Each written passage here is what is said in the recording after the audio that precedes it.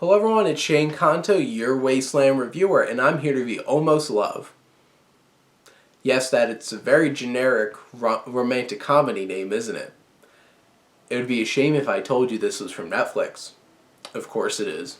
And this is, indeed, a new Netflix romantic comedy, and it's centered around a group of friends who have all their different relationships. One thing I could give credit to this film is it's very diverse in its actors, but also diverse in its relationships. And it's like there's a very central gay relationship in this film, and I think that's admirable that this really takes a look at different kinds of relationships, because not a whole lot of films go all in on that.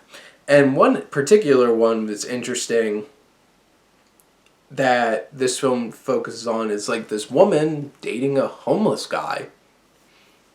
And then you have her close friend having this young man who she teaches, who's about to turn 18, really in love with her too. And it's a very interesting collection of relationships, but it really feels very much like a rom-com.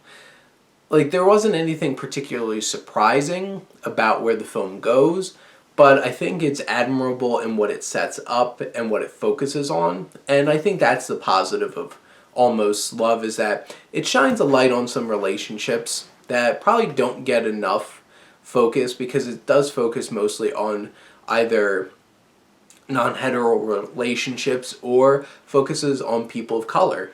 And that, I think, is the biggest positive and most admirable thing about Almost Love, which I'm trying to give credit to this film, because in general it's just kind of a blah romantic comedy.